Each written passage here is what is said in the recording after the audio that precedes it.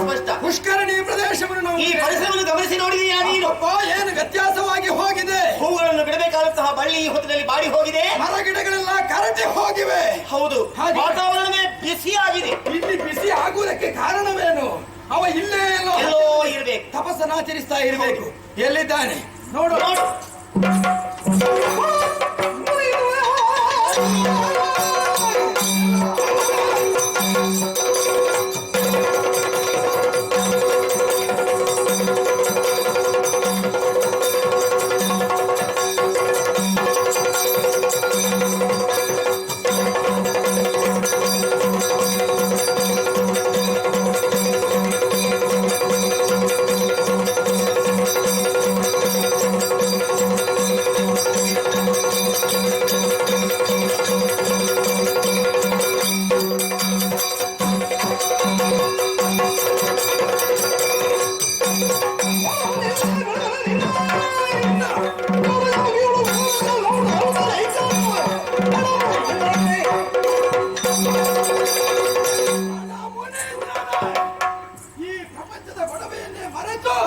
ಕಣ್ಣು ಮುಚ್ಚಿ ತಪಸ್ಸನ್ನಾಚರಿಸ್ತಾ ಇದ್ದೀಯ. ಕಣ್ಣು ಬಿಡು. ಈ ಲೋಕದ ಪರಿಸ್ಥಿತಿ ಏನಾಗಿದೆ ಎನ್ನುವುದನ್ನು ಸರಿಯಾಗಿ ಅರ್ಥ ಮಾಡಿಕೊ. ಇಲ್ಲಿಗೆ ಮಾತ್ರ ತೊಂದರೆ ಆದದ್ದಲ್ಲ, ಮೇಲು ಲೋಕಕ್ಕೂ ತೊಂದರೆ ಆಗಿದೆ. ಕಣ್ಣು ಬಿಡು ಕಣ್ಣು ಬಿಡುದು ಅವನಿಗೆ ಕೇಳ್ತದ? ಅವ ಈ ಲೋಕದಲ್ಲಿ ಇದ್ದಾನ. ಅವ ಕಣ್ಣು ಬಿಡದೇ ಇದ್ರೆ ಅವನ ತಪಸ್ಸನ್ನು ಹೇಗೆ ಭಂಗಗೊಳಿಸಬೇಕು ಎನ್ನುವುದು ನನಗೆ ಚೆನ್ನಾಗಿ ಗೊತ್ತಿದೆ. ಅದಕ್ಕಾಗಿ ನೋಡು, ಮಕ್ಕಳಿಗಿಂತ ಒಂದೊಂದೇ ಶರವನ್ನು ತೆಗೆದು ಈತನ ಮೇಲೆ ಪ್ರಯೋಗಿಸ್ತೇನೆ. ಆಮೇಲೆ ದೃಢ ನಿಷ್ಠೆಯ ಕುಸಿದ ಬಿದ್ದಿದೆ. ಇದು ಅಶೋಕ. ಗಾಢಾನುರಾಗ ಅಂಕುರಿಸಿದೆ. ಇದು ಚೂತ. ಮೋಹ ಅಂಕುರಿಸ್ತಾ ಇದೆ. ಸ್ವಲ್ಪ ಅಲುಗಾಡ್ಲಿಕ್ಕೆ ಆರಂಭ ಆಗಿದೆ. ಅದು ಬಯಲು ಪ್ರದೇಶದಲ್ಲಿ ಗಾಳಿ ಬಂದಾಗ ಆಲದ ಮೇಲೆ ಮರ ಅಲುಗಾಡಿದ ಹಾಗೆ ಅಲುಗಾಡ್ತಾ ಇದ್ದಾನೆ. ಅಲ್ಲಿ ಅಷ್ಟಾಗಿದೆ.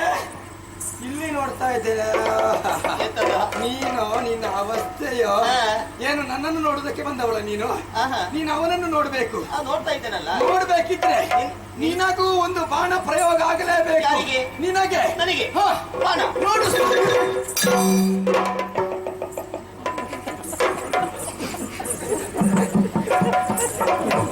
ಬಹಳ ಅಪಾಯ ಉಂಟು. ನನಗೆ ಅಪಾಯವೋ ಏನೋ? ಏನ? ನೀನು ನನ್ನನ್ನು ಮೋಹಿಸಬೇಕಾಗಿಲ್ಲ. ಯಾರು ಬಂದದ್ದು? ಅದು ಬಾಣದ ಪ್ರಯೋಗದ ಫಲ. ಅದು ಈಗ 4 ಬಾಣ ಹೋಯಿತು. ಇನ್ನು ಒಂದು ಉಳಿದಿದೆ ಅಲ್ಲ? ಒಂದು ಉಳಿದಿದೆ. ಪಾಪ ಎಷ್ಟೆಷ್ಟೋ ದೂರದಿಂದ ಬಂದಿದ್ದಾರೆ. ಏನಾದ್ರೂ ಪ್ರಯೋಜನ ಆದೀತು ಎನ್ನುವ ಹಾಗೆ. ಕೆಲವರೆಲ್ಲ ಎದ್ದು ಹೋಗಿದ್ದಾರೆ, ಏನು ಪ್ರಯೋಜನ ಇಲ್ಲ ಎನ್ನುವ ಹಾಗೆ. ಪುಣ್ಯಾತ್ಮ, ಅವನ ಮೇಲೆ ಪ್ರಯೋಗ ಮಾಡಬೇಡುವ. ಯಾಕೆ? ಅವರವರ ಜೊತೆಯಲ್ಲಿಯೇ ಹೋದ್ರೆ ತೊಂದರೆ ಇಲ್ಲ.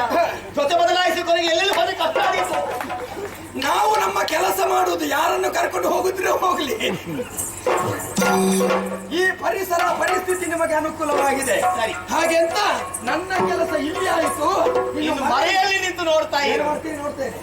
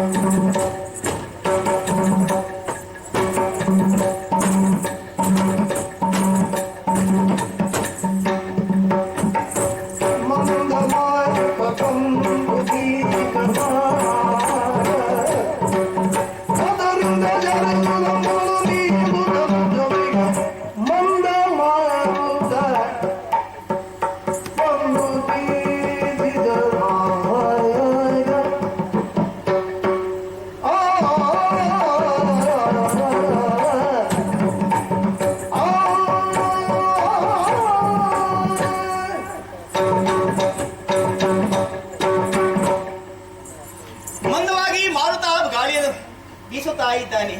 ಪರಿಸರ ಈ ಹೊತ್ತಿನಲ್ಲಿ ಪೂರಕವಾಗಿಯೇ ಇದೆ. ಹಾಗೆ ದೈವ ಕಣ್ಣು ಬಿಟ್ಟು ನೋಡ್ಬೇಕಲ್ಲ, ಅದಕ್ಕಾಗಿ ಕಾಯುತ್ತಾ ಕಾಯುತ್ತಾ ಒಂದು ಬದಿಯಲ್ಲಿ ನಿಂತಿರ್ತೇನೆ. ಕಣ್ಣು ಬಿಡದೆ ಇರಲಾರ, ಬಿಟ್ಟ ಮೇಲೆ ಏನು ಅಂತ ನೋಡೋಣ. ಸರಿ.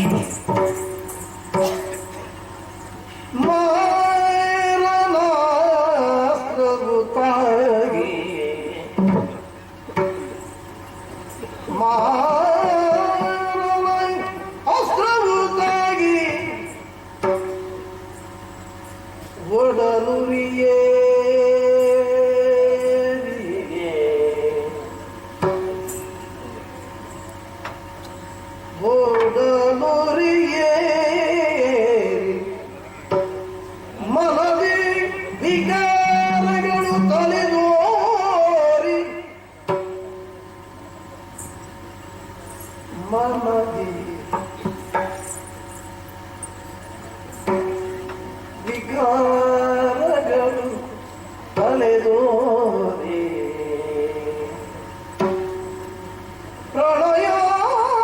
ಪ್ರಣಯಾಕಾಂಕ್ಷೆ ಅಂಕುರ ಊರೇ ಮನದಿ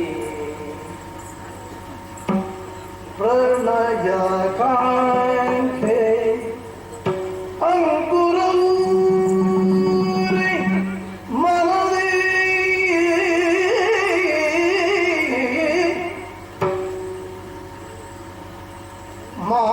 ಮಾರಣಸ್ಥವು ತಾಗಿ ಒಡಲುರಿಯೇರಿ ಮನದಿ ವಿಕಾರಗಳು ತಲೆದೋರಿ ಪ್ರಣಯ ಕಾಂಕ್ಷೆಗೆ ಅಂಕುರವೂರೆ ಮನದಿ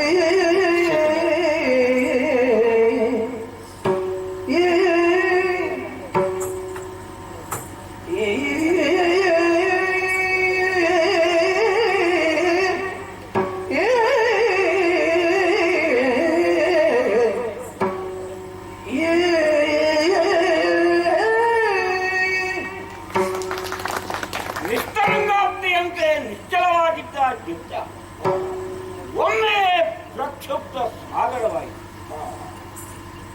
ಚಿತ್ತದ ಹುತ್ತದಲ್ಲಿ ಸುಪ್ತವಾಗಿ ಬಿದ್ದಿದ್ದ ಇಚ್ಛೆಯ ಹಾವು ಎಳೆ ಎತ್ತಿ ಪುತ್ಕರಿಸಲಾರಂಭಿಸಿದೆ. ಶಿಲಾ ಖಂಡದ ಮೇಲೆ ಇಳೆಯಂತೆ ಭಕ್ತನಾಗಿದೆ. ಯಾಕೆ?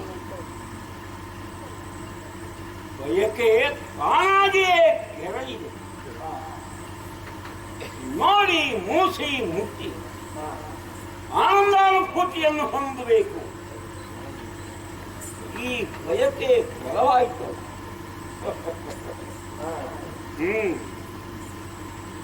ಒಣಗಿ ಬೇಸಗೆಯಲ್ಲಿ ಪಿಣವಾಗಿ ಕಾಣದಿಯ ಪಿಣ ಮರಳಿ ಮಳಿ ಹನಿಯೆರಡು ಬಿಳಿ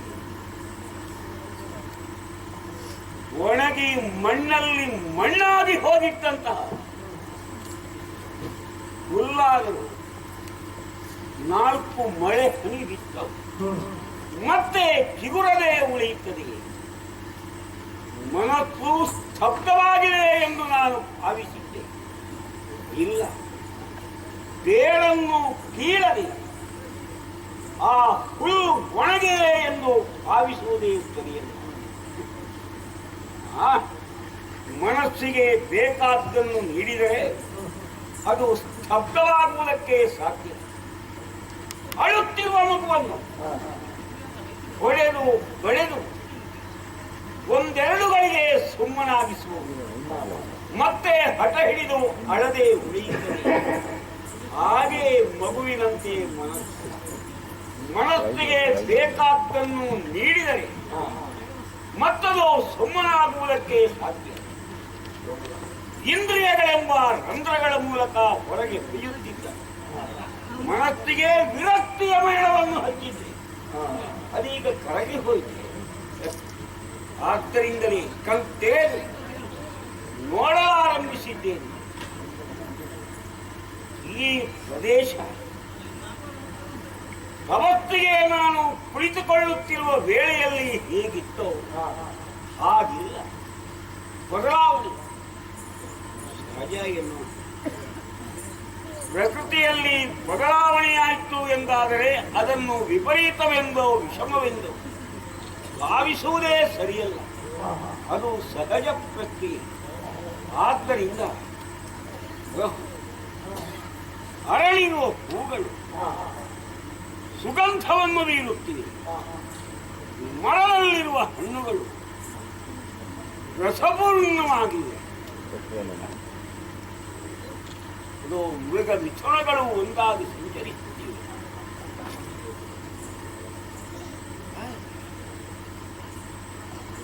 ಕಣ್ಣಿಗೆ ಬೇಕಾದ್ದಿದ್ದಲ್ಲಿ ಕಿವಿಗೆ ಬೇಕಾದ್ದಿಲ್ಲ, ಕಿವಿಗೆ ಬೇಕಾದ್ದು ಸಿಗುವಲ್ಲಿ ಮೂಗಿಗೆ ಬೇಕಾದ್ದು ಸಿಕ್ಕುವುದಿಲ್ಲ. ಮೂಗಿಗೆ ಯಾವುದು ಬೇಕೋ ಅಲ್ಲಿ ನಾಲಿಗೆಗೆ ಏನೂ ಇಲ್ಲ. ಹಕ್ಕಿಗಳ ಮಧುರ ಗಾನ ಕಿವಿಗೆ ಆಪ್ಯಾಯತೆಯನ್ನುಂಟು ಮಾಡುತ್ತದೆ. ಆ ಗಾನದಲ್ಲಿ ಕಣ್ಣಿಗೆ ಏನು ಇಲ್ಲ. ಕೆಲವಿನ ದೃಶ್ಯಗಳು ಕಣ್ಣಿಗೆ ಆನಂದವನ್ನು ನೀಡುವುದು, ಅಲ್ಲಿ ಕಿವಿಗೆ ಏನೂ ಇಲ್ಲ. ಹೂಗಳ ಸುಗಂಧ ಮೂಗಿಗೆ ತೃಪ್ತಿಯನ್ನು ನೀಡಬಹುದು, ನಾಲಿಗೆಗೆ ಏನೂ ಇಲ್ಲ. ನಾಲಿಗೆಗೆ ಹಣ್ಣಿನ ರಸ ಸಿಕ್ಕಿದರೆ ಅಲ್ಲಿ ಮೈಗೇನು ಚೋದ್ಯ. ಪಂಚೇಂದ್ರಿಯಗಳಿಗೂ ಒಂದೇ ಕಡೆಯಲ್ಲಿ ಒಮ್ಮೆ ಸುಖಾಸ್ವಾದನೆಗೆ ಅನುಕೂಲತೆಯಲ್ಲಿ ದೊರೆಯುತ್ತದೆ. ಎಷ್ಟೋ ವರ್ಷಗಳ ಹಿಂದೆ ಅರಸನಾಗಿ ಸಿಂಹವಿಷ್ಟರದಲ್ಲಿ ಅಲಂಕೃತನಾಗಿದ್ದ ವೇಳೆ ಕಾಲಿಗೆ ಕನಕದ ಗೆಜ್ಜೆಯನ್ನು ಕಟ್ಟಿಕೊಂಡು ಬೆಳೆಯುತ್ತಿದ್ದ ಕಾಮಿನಿಯರನ್ನು ನಾನು ಕಂಡಿದ್ದೆ. ಹೆಣ್ಣಿನ ಒಡನಾಟದಲ್ಲಿ ಪಂಚೇಂದ್ರಿಯಗಳಿಂದಲೂ ಗಂಡು ಸುಖವನ್ನು ಅನುಭವಿಸುವುದಕ್ಕೆ ಸಾಧ್ಯ. ಕಿವಿಗಳಿಗೆ ಮಧುರ ಧ್ವನಿ, ಕಣ್ಣುಗಳಿಗೆ ದಿವ್ಯಾಕಾರ, ಮೂಗಿಗೆ ತನುಗಂಧ, ನಾಲಿಗೆಗೆ ಅದರಾಮೃತ, ಮೈಗೆ ಸುಖ ಸ್ಪಲ್ಲ. ಕಂಡಮಾಕೆಯ ದುಂಡು ಕುಚಗಳನ್ನು ಕಂಡ ಕಂಡಮಾಕೆಯ ದುಂಡು ಕುಚಗಳನ್ನು ಕಂಡ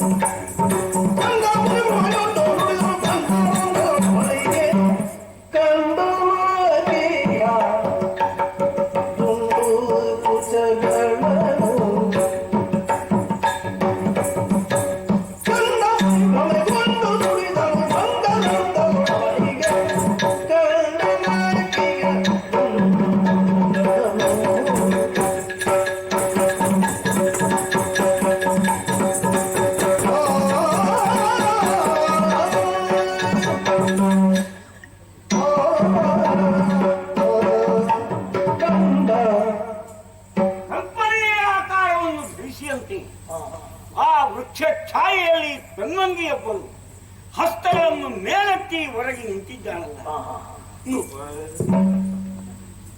ಎಲ್ಲ ಚೋದ್ಯವೆ. ಇವಳಾಗಿಯೇ ಸೆರಗು ಜಾರಿಸಿದಳು, ಅಲ್ಲ ತಾನಾಗಿಯೇ ಸೆರಗು ಜಾರಿತು. ಆಕೆಯ ಎದೆಯನ್ನು ನೋಡುತ್ತಿದ್ದೇನೆ. ಬರೇ ಬರೇ ವಧುವಿನ ವಕ್ಷೋಜದರ್ಶನ ಮಾತ್ರದಿಂದಲೇ ಸ್ಥಿರ ಚಿತ್ತನು ಭ್ರಮಿತನಾಗುವಂತೆ. ದೇವಸ್ಥಾನದ ಮೇಲಿನ ಕಲಶದ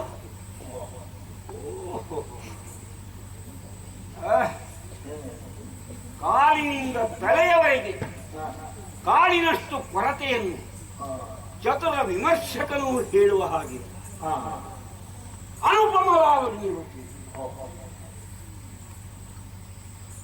ಮೇಲಿನಿಂದ ಕೆಳಗೆ ಇಳಿದಳು, ಕೆಳಗಿನಿಂದ ಮೇಲೆ ಬಂದಳು. ಗಾಳಿಯ ರಭಸಕ್ಕೆ ಹಾರಿ ಬಂದು ಇಲ್ಲಿ ನಿಂತಳು. ಎಲ್ಲ ಜ್ಯೋತಿವೆ.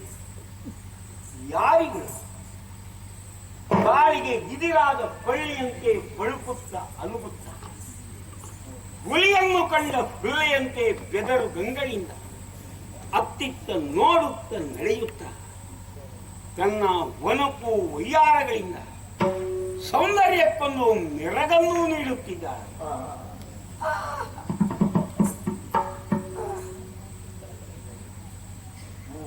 ನನ್ನ ಆಶೆ ಏನು, ಅದನ್ನು ಈಡೇರಿಸಿಕೊಳ್ಳಬೇಕು ಎಂದು ಮತ್ತೆ ಮತ್ತೆ ನನ್ನ ಚಿತ್ತ ಒತ್ತಾಯಿಸಲಾರಂಭಿಸಿದೆ.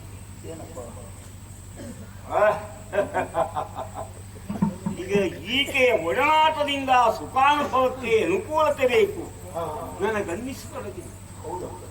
ಯಾರೇ ಆಗಲಿ ಸುಖಾತ್ಮದರಿಗೆ ಅನುಕೂಲವಾಗಲೆಂದಲ್ಲವೇ ಗಾಳಿ ಬೀಸುವುದು, ನದಿ ಹರಿಯುವುದು, ಪ್ರಕೃತಿಯಲ್ಲಿ ರಮ್ಯತೆ ಕಾಣಿಸುವುದು.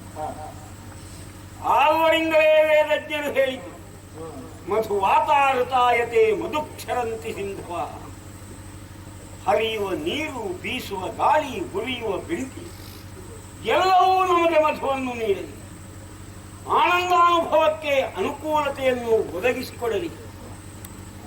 ಪ್ರತಿಯೊಂದು ವಸ್ತು, ಪ್ರತಿಯೊಬ್ಬ ವ್ಯಕ್ತಿಯು ಇತರರಿಗೆ ಸಂತೋಷವನ್ನು ನೀಡುವುದಕ್ಕಾಗಿಯೇ ಇರುವೆಂಬಾಗ ನಾನು ಈಕೆಯನ್ನು ನೋಡಿ ಕೂಡಿ ಮಾತನಾಡಿ ಆನಂದವನ್ನು ಅನುಭವಿಸಬಾರದು.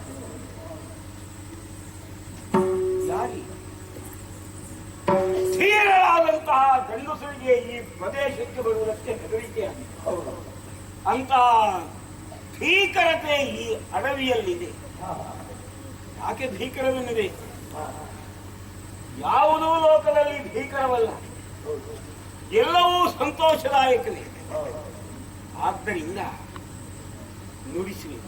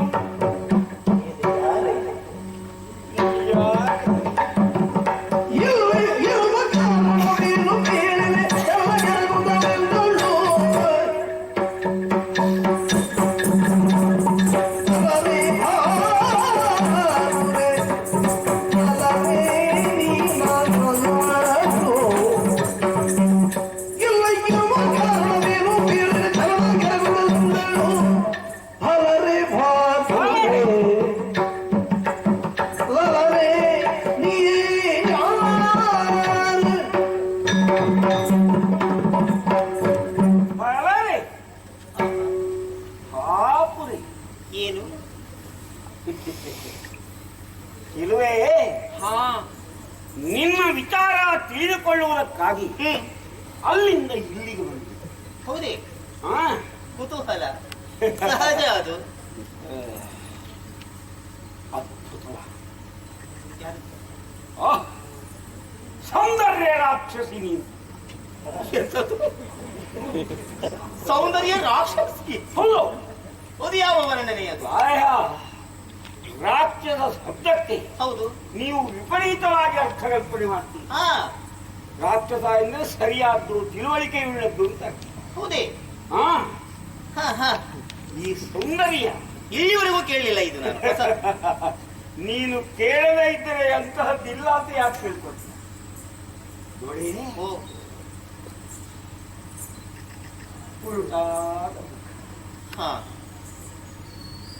ಬಾಗಿಲು ಹೌದೇ? ನೀಳವಾದ ನೇತ್ರಗಳು, ಉದ್ದ ಮೂಗು, ಕೆಳಗಿನ ಕಣ್ಣಿ.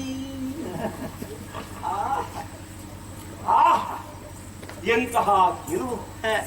ನಿನ್ನಂತಹ ಸುಂದರಿಯ ಬಗ್ಗೆ ತಿಳಿದುಕೊಳ್ಳಬೇಕು ಎಂಬ ಆಸಕ್ತಿ ಉಂಟಾದ್ರೆ ಅದು ತಪ್ಪೆನಿಸುವುದಿಲ್ಲ. ಇಲ್ಲಪ್ಪ. ಹೇಳು, ಏನು? ಎಲ್ಲಿಂದ ಬಂದೆ? ಇಲ್ಲಿಗೆ ಯಾಕಾಗಿ ಬಂದೆ? ನಿನ್ನ ಉದ್ದೇಶವೇನು?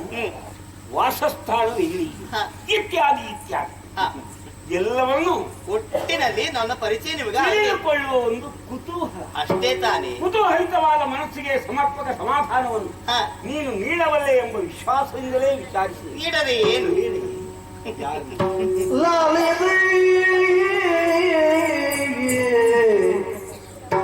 ಮುನಿಪಾಲ ವೀರನೇ ವೀರನೇ ಜಲಜಾಲನುಗಮೆ ಜಲಜಾಲನುಗಮೆ ಲಾಲಿಬೈ ಮುನಿಪಾಲ ವೀರನೇ. ಏನು?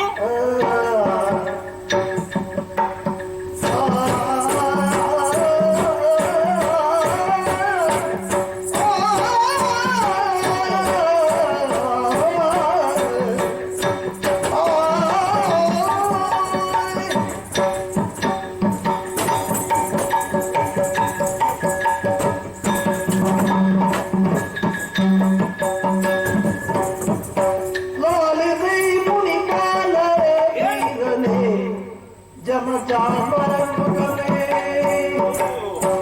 ರಾಣಿಸೈ ಮುನಿಪಾಲ ವೀರನೇ ಜನ ಜಾಲಮುಗನೇ ರಾಣಿಸೈ ಮುನಿಪಾಲ ವೀರನೇ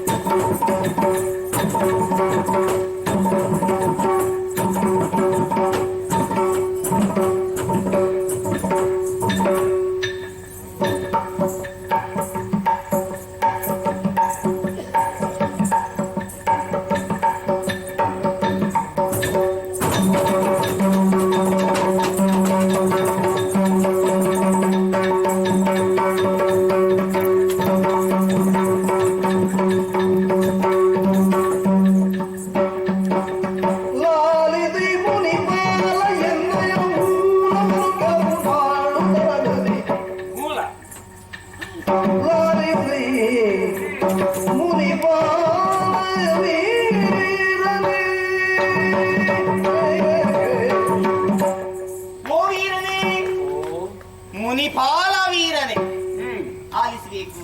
ಏನು ಒಟ್ಟಿನಲ್ಲಿ ನನ್ನ ಪರಿಚಯ ಆಗಬೇಕು ಅನ್ನುವಂತಹ ಕುತೂಹಲದಿಂದ ಹೌದು ಪ್ರಶ್ನೆಗಳನ್ನು ಕೇಳ್ತಾ ಇದ್ದೀರಿ. ಯಾರು? ನನ್ನ ಮೂಲ ಮೂಲ ಇಲ್ಲಲ್ಲ ಮತ್ತೆ ಇಲ್ಲಿನವರಾಗುತ್ತಿದ್ದರೆ ಒಂದು ವಿಧವಾಗಿ ನಾನು ಭಾವಿಸಬಹುದಿತ್ತು. ಏನು ನಿನ್ನ ಮೂಲ? ನೀವು ಎಣಿಸಿಕೊಂಡ ಹಾಗೆ ಗಾಳಿಗೆ ಹಾರಿ ಬಂದದ್ದು ಅಲ್ಲ, ಭೂಮಿಯನ್ನು ಹೊಡೆದು ಮೇಲೆ ಬಂದವಳು ಅಲ್ಲ, ಮೇಲಿಂದ ಕೆಳಗೆ ಬಿದ್ದವಳು ಅಲ್ಲ. ಮತ್ತೆಲ್ಲಿದ್ದವು? ನನ್ನ ಮೂಲ ಇಲ್ಲಲ್ಲ. ಮತ್ತೆ ಮೂಲ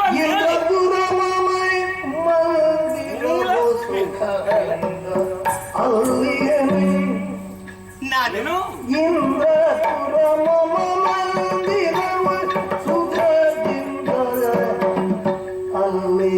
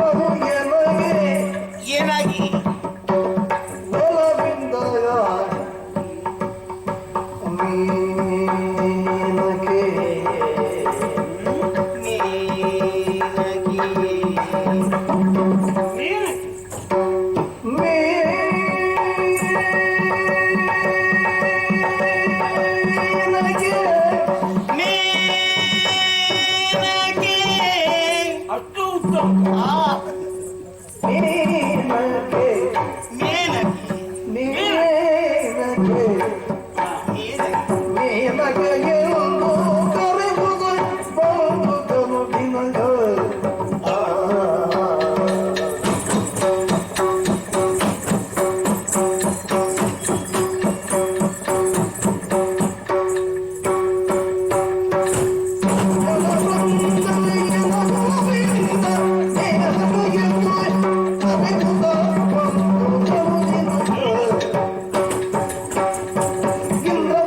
ಮಂದಿರವ ಸುಖದಿಂದ ಅಲ್ಲಿಯನೈ ಇಂದ್ರಪುರ ಮಂದಿರವ ಸುಖದಿಂದ ಅಲ್ಲಿಯನೈ ಜನವೃಂದ ಜನಗುಣವಿಂದ ಪ್ರೇಮಗೆ ಎಂದು ಕರೆಪುತ ಬಂದನು ದಿನ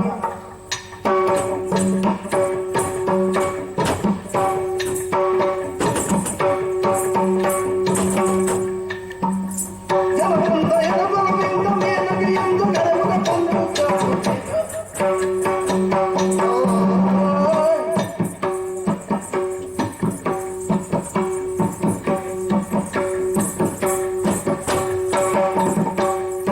ಲಾಲಿತೆ ಮುನಿಪಾಲ ವೀರನೇ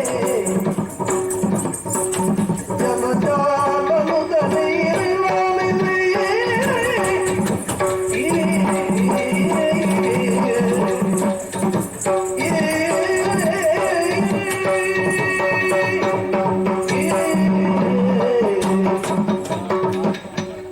ಹಾಗೇಂತ ಮೇಲಿನವಳು ನಾನು. ಬಹಳ ಮೇಲೆಯ ಬಹಳ ಮೇಲೆ ಹೋಗುತ್ತೇನೆ, ಅಷ್ಟು ಮೇಲೆ. ಊರ್ಧ್ವಲೋಕಗಳು 7, ಹ ಅಧೋಲೋಕಗಳು 7. ಹ ಬಹಳ ಮೇಲೆ ಅಂದ್ರೆ ಸತ್ಯಲೋಕ ಇತ್ಯಾದಿ. ಅಯ್ಯೋ, ಆ ಲೋಕ ಅಲ್ಲ, ಅಷ್ಟು ಎತ್ತರಕ್ಕೆ ಹೋಗಬೇಡಿ. ಬಹಳ ಮೇಲೆ ಇರಲಿಲ್ಲ ನೀವು. ಅದಕ್ಕಿಂತ ಸ್ವಲ್ಪ ಕೆಳಗೆ ಮೇಲೆಯಿಂದ ಕೆಳಗೆ. ಕೆಳಗೆ ಓ ಸ್ವರ್ಗಲೋಕ. ಅದೇ ಯಾವುದು? ಸ್ವರ್ಗಲೋಕವೇ ನನ್ನ ಲೋಕ. ಇನ್ನದು ನಾನು ಅಲ್ಲೇ ಇರುವವಳು. ಸ್ವರ್ಗದಲ್ಲೇ ಇರು. ಹಾ, ಎಲ್ಲಿಂದ ಕೇಳ್ತೀರಾ? ಸ್ವರ್ಗದಲ್ಲಿ ದೇವೇಂದ್ರನ ಜೊತೆಯಾಗಿರುವವಳು. ಹೌದೇ? ಹಾ, ಶಚಿ ಎಂದು ನಿನ್ನ ಹೆಸರೇ. ದೇವೇಂದ್ರನ ಜೊತೆಗಾತಿಯಾಗಿ ಅವನ ಜೀವನದಲ್ಲಿ ಪಾವನತೆಯನ್ನು ತುಂಬುವ ಪುಣ್ಯ ಶಚಿ. ನೀನು ಇಂದ್ರಾಣಿ, ಯಾವಾಣಿಯವಲ್ಲ, ಮುಳ್ಳಾಣಿ ಅಲ್ಲ ಚಿತ್ರಾಣಿ. ಸ್ವಲ್ಪ ಸುಮ್ಮನಿರಿ ನೀವು. ಕಿಟ್ಟಾಣಿ 1, 2, 3. ನೀವು ಎಂತದ್ದು ಹೇಳಿದ್ರಿ ನೀವು? ಅದಲ್ಲ, ಇಂದ್ರನ ಜೊತೆಯಲ್ಲಿಯೇ ಇರುವವಳು ಅಂದ್ರೆ ಶಚಿಯಾಗಬೇಕು ಅಂತ ಉಂಟೆ. ಕಿಟ್ಟಾಣಿ 3 ಉಂಟು ಅಂತ ಕೇಳಿದೆ ನಾನು. ಹಾ. ಆದ ಕಾರಣ ನೀನು ಯಾವುದು ಅಂತ. ನಾನು ಆ ವರ್ಗಕ್ಕೆ ಸೇರಿಕೊಂಡವಳಲ್ಲ. ಮತ್ತೆ ಯಾವ ವರ್ಗ? ಆಹಾ, ಹಾಗೆ ಅಂತ ಶಚಿ ಅಂತ ಭಾವಿಸಿಕೊಂಡ್ರೆ ತಪ್ಪಾದೀತು. ದೇವೇಂದ್ರನ ಜೊತೆಯಾಗಿಯೇ ಇರುವವಳು. ಹೌದು, ದೇವೇಂದ್ರನ ಅನುವರ್ತಿ. ನಾವು ಅಲ್ಲಿ ಅವನ ಜೊತೆಯಲ್ಲಿ ಇಲ್ಲದಿದ್ರೆ ಅವನಿಗೆ ಆಗುವುದೇ ಇಲ್ಲ. ಅಷ್ಟು ಹತ್ತಿರದವಳು ನಾನು. ಅಲ್ಲ, ನೀನು ಅವನ ಜೊತೆಯಲ್ಲೇ ಇರುವುದು ಅಲ್ಲ, ಅವನು ನಿನ್ನ ಜೊತೆಯಲ್ಲೇ ಇರು. ಇಬ್ಬರು ಆ ಕಡೆ ಈ ಕಡೆ. ಅವನು ಯಾವಾಗ್ಲೂ ನಿನ್ನ ಜೊತೆಯಲ್ಲೇ ಜೊತೆಯಲ್ಲೇ ಇರ್ತಾರೆ. ನನಗೆ ಮನಸ್ಸಾದ್ರೆ ನಾನು ಅವರ ಜೊತೆಯಲ್ಲಿಯೇ ಇರ್ತೇನೆ. ಓ, ನಿನಗೆ ಮನಸ್ಸಾದ್ರೆ ಮಾತ್ರ. ಆಹಾ, ಅದು ಅವರಿಗೂ ಮನಸ್ಸಾದ್ರು ಹಾಗೆ ತಾನೆ. ಸರಿ ಸರಿ. ಹಾ.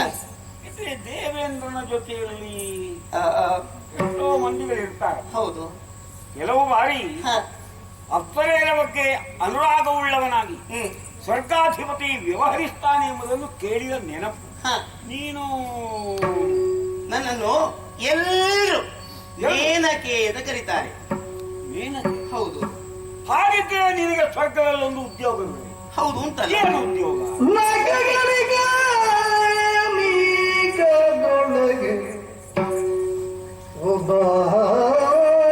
ಒಬ್ಬಾಗಿಯಾಗಿವೆ ನಾನು ಏನು ನೀ? ನಗಗಳಿಗ ನೀಗದೊಳಗೊಬ್ಬಾಗಿಯಾಗಿವೆ ಒಬ್ಬಾಗಿಯಾಗಿವೆ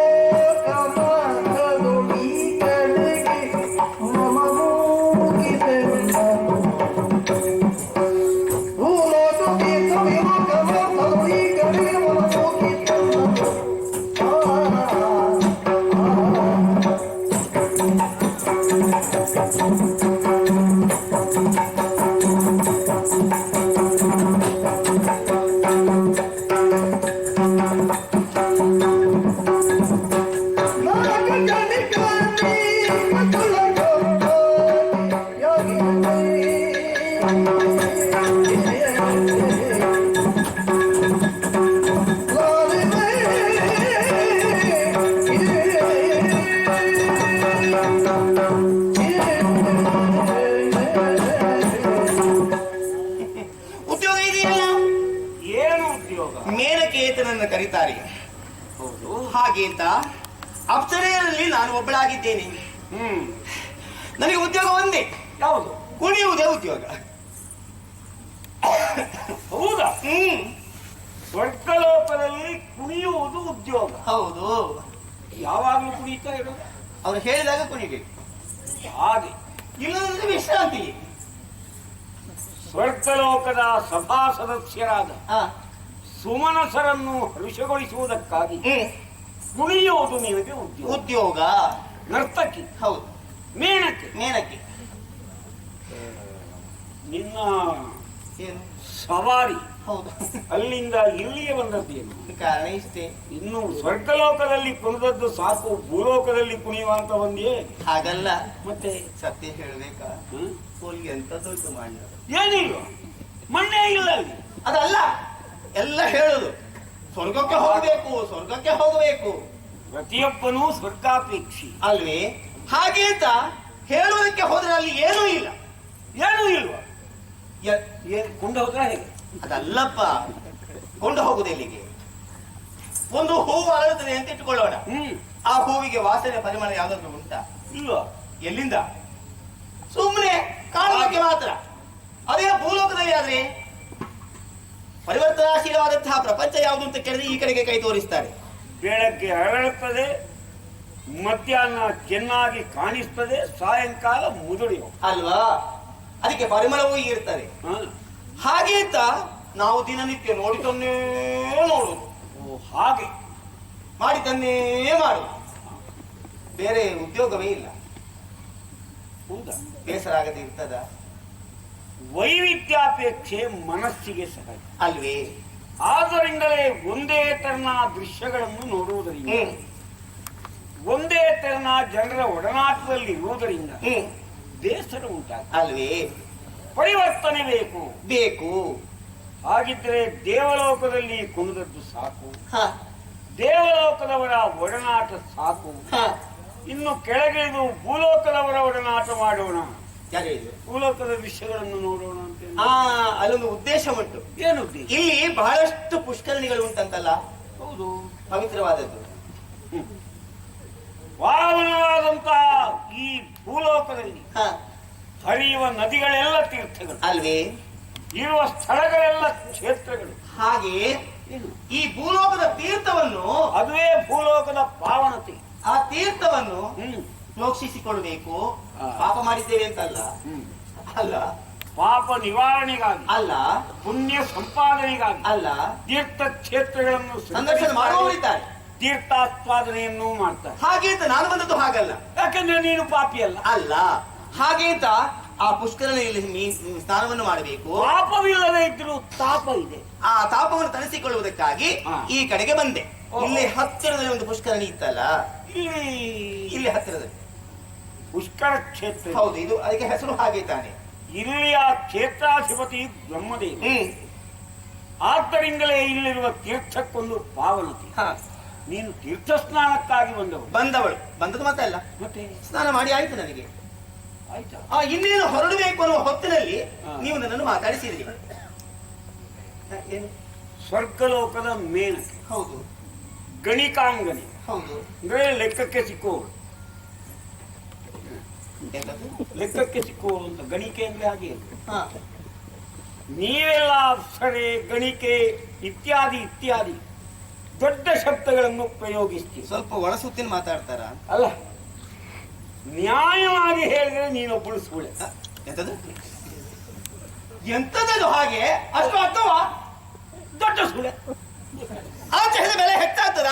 ಹಂಗ ನಿನ್ನ ಒಡನಾಟ ದೊರಕಬೇಕಾಗಿದ್ರೆ ಪುಣ್ಯ ಸಂಪಾದನೆ ಮಾಡಿದವರಿಗೆ ನಾವು ಸಿಕ್ಕುವವರು, ಹೆಚ್ಚು ಕೊಡಬೇಕು. ತಕ್ಕುವವರು ಅಲ್ಲದೆ ಇದ್ದವರಿಗೆ ಸಿಕ್ಕುವವರಲ್ಲ.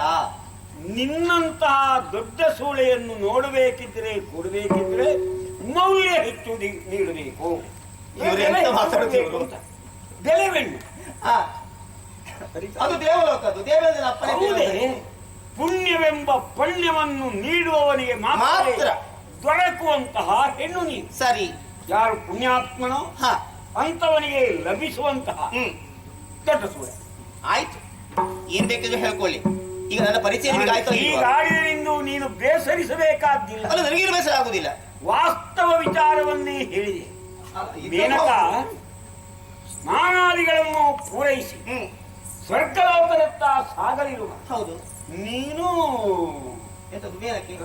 ಎಂತದ್ದು? ನೀನು ಕುಣಿತದ ಹೆಣ್ಣು, ನರ್ತಕಿ, ನಾಟ್ಯದವಳು. ಹೆಚ್ಚಿದ್ದವರಿಗೆ ಸಿಕ್ಕುವಳು. ನೀವು ಸ್ವಲ್ಪ ಸುಮ್ಮನೆ, ನಾ ಬರ್ತೇನೆ. ತರುಣಿಯ ನುಡಿ ಕೇಳಿ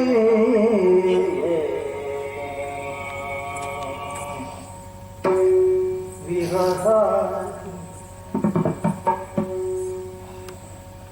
ವಿರಹವೇ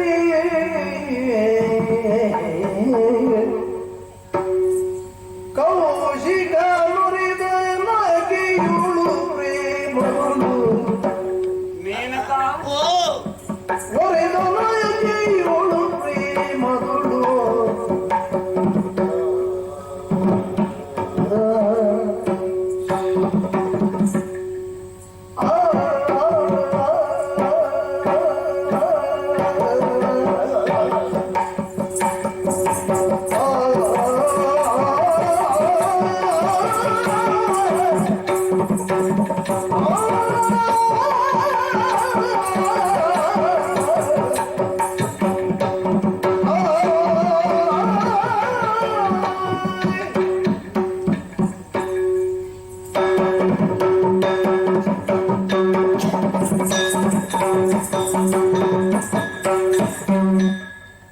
ತರುಣಿಯ ನುಡಿ ಕೇಳಿ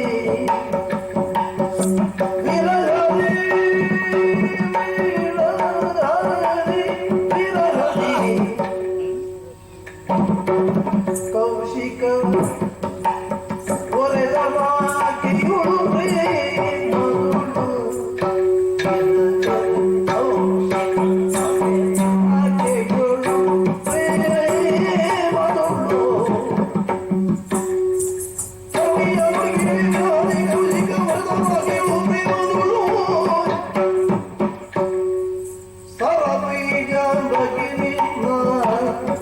ಏನು? ಸರ್ವೀಜ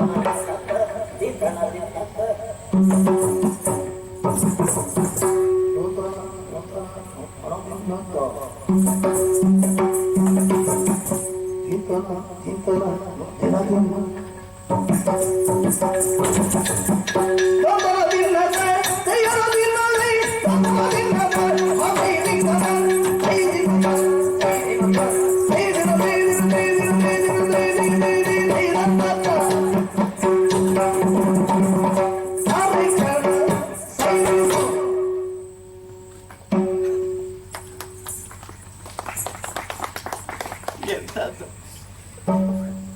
ಇಲ್ಲ ಎಂತದ್ದು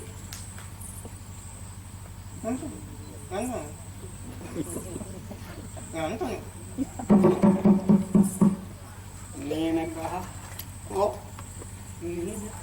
ನಾನೇ ನಿನ್ನ ಸಂಪೂರ್ಣ ವಿಚಾರಗಳನ್ನು ತಿಳಿಯಬೇಕು. ಹ ಏನಾಯ್ತು ಸಹಿಸ ಯಾವುದು ಸಹಿಸಲಾರೆ ಅಂದ್ರೆ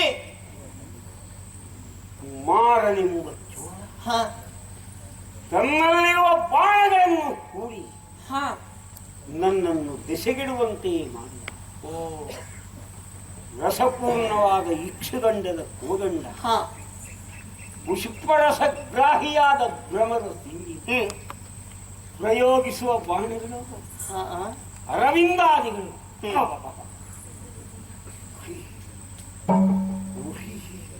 ಉರಿ ಕಾಮಾಗ್ನಿಯಿಂದ ಹ ನನ್ನ ದೇಹ ಸುಡಲಾರಂಭಿಸಿ ಅದಕ್ಕೆ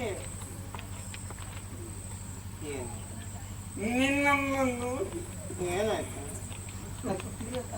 ಯಾವ ಎಂತ ಎಂತದ್ದು ಸಿ ಮೇನಕ ಮಾರ ತಾಪವನ್ನು ಮಾರ ಬಾಧೆಯನ್ನು ಪರಿಹರಿಸಬೇಕಾಗಿದ್ದರೆ ಹ ನಿನ್ನಂತಹ ಚೆಲುವೆಯ ಒಡನಾಟ ಹಾ ಆದುದರಿಂದ ಆದುದರಿಂದ ಅರೆ ಕ್ಷಣ ಸೈರಿಸು ಹ ನಮ್ಮೀ ವಿರಹವನ್ನು ನಿಲ್ಲಿಸು. ಹ ಆ ಮೇಲೆ ಸ್ವರ್ಗಲೋಕದ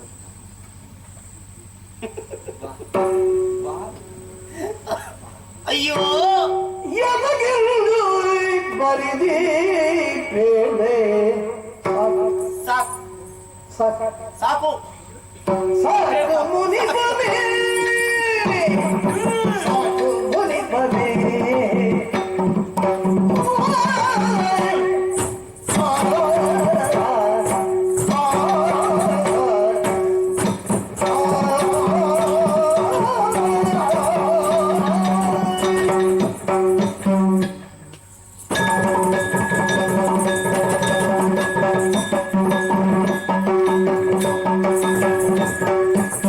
ಎದಗೆಂದು ಬರಿದಿ ಪ್ರೇಮೆ ಸಾಕು ಮುನಿಪನೆ ಏನು ಸಾಕು ಮುನಿಪನೆ ಸಾಕು ಮುನಿಪನೆ ಲೋಕರಂತೆ ನುಡಿಮನ ರವಿ ಬೇಕಿಯಲಿ ಮನೆ ಲೋಕರಂತೆ ನುಡಿಮನ ರವಿ ಬೇಕಿಯಲಿ ಮನೆ ವಿವೇಕಿಯಲಿ ಮನೆ ವಿವೇಕಿಯಲಿ ಮನೆ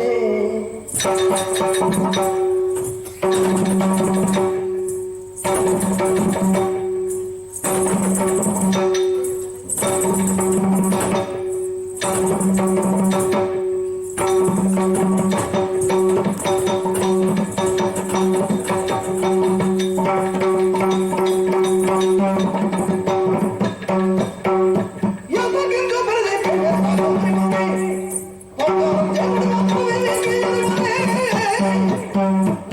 ಲೋಕರಂತೆ ಇರ್ಪುದೇ ಇರ್ಪುದೆ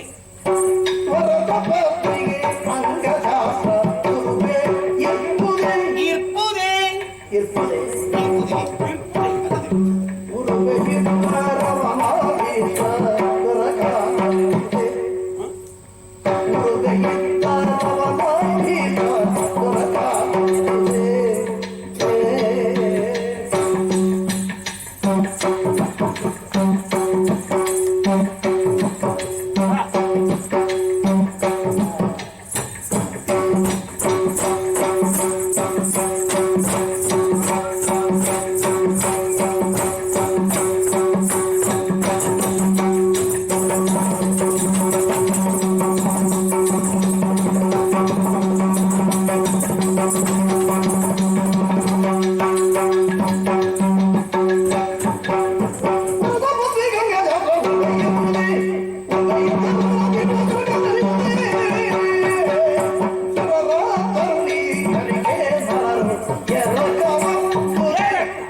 ಎರಕವಪ್ಪುದೇ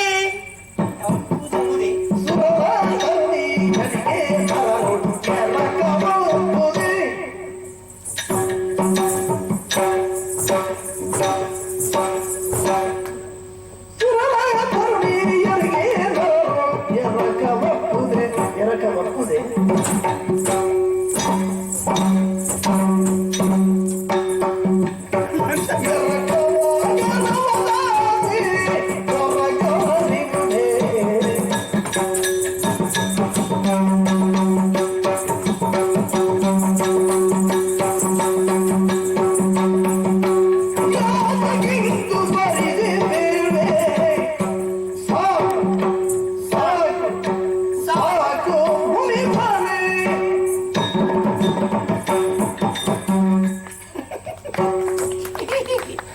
ನಗು ಬರ್ತಾ ಇದೆ. ಯಾಕೆ? ನಿಮ್ಮ ಮಾತನ್ನು ಕೇಳಿ ನಿಮ್ಮ ವ್ಯವಹಾರವನ್ನು ಕಂಡು ಏನೇನು? ಅಲ್ಲ, ಯೋಚನೆ ಮಾಡಿಕೊಳ್ಳುವುದು ನಾನು. ಎಲ್ಲವನ್ನೂ ನಿಗ್ರಹಿಸಿಕೊಂಡು ಲೋಕ ಕಲ್ಯಾಣಕ್ಕಾಗಿ ತಪಸ್ಸನ್ನು ಆಚರಿಸುವವರು ನೀವು. ಹೌದು. ನಿಮ್ಮಂತವರಿಗೂ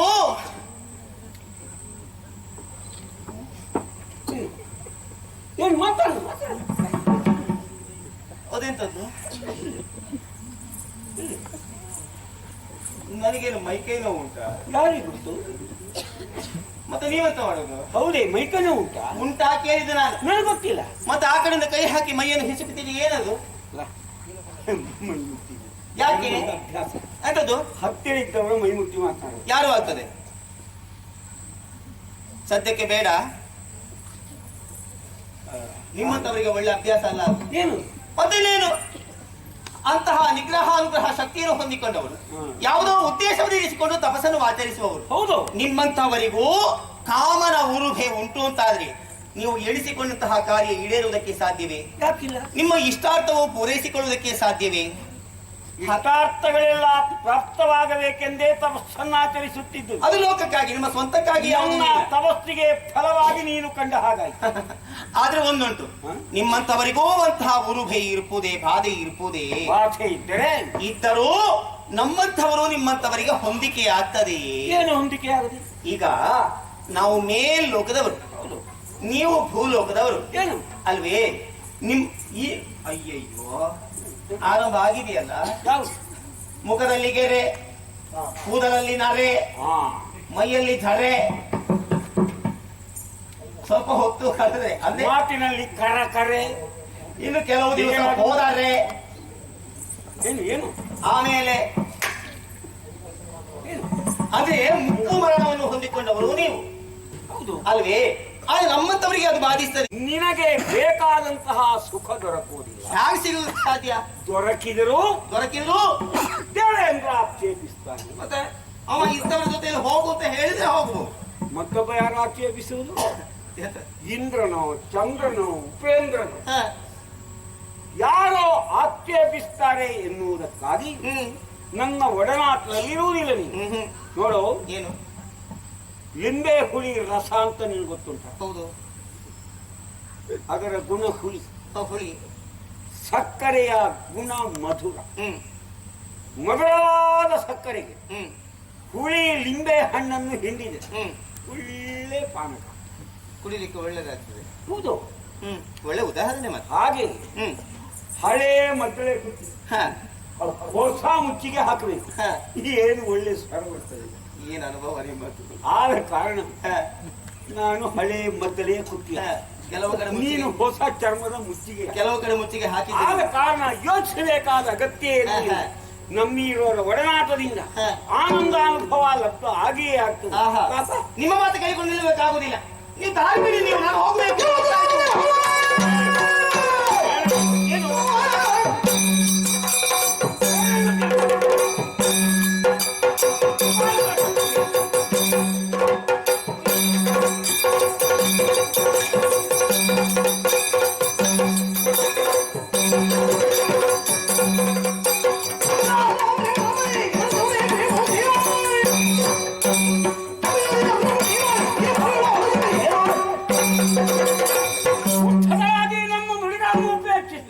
ಸ್ವರ್ಗದತ್ತ ಸಾಗುತ್ತಿರುವೆಯ? ಹೋಗ್ಬೇಕು.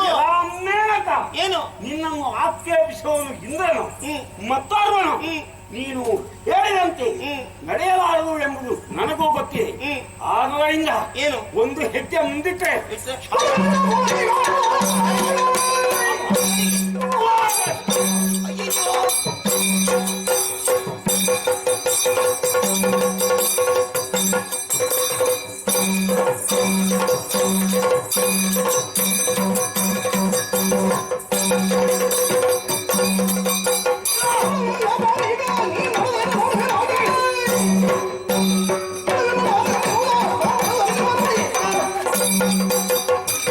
ಸೌಂದರ್ಯದ ಸೊಕ್ಕುಡಿನಲ್ಲಿ ನನ್ನನ್ನು ತಿರಸ್ಕಾರ ಮಾಡಿ ಹೋಗುತ್ತಿರುವೆಯಲ್ಲ, ಈ ಕ್ಷಣ ಏನು ಏನೋ ಎಂತದ್ದು ಕೈ ಎತ್ತಿದ್ದೇನೆ.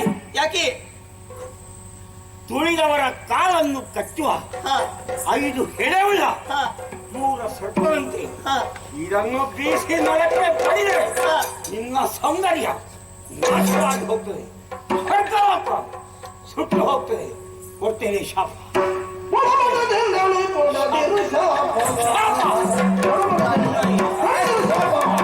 ಬೇಡ ತಮ್ಮಯ್ಯ.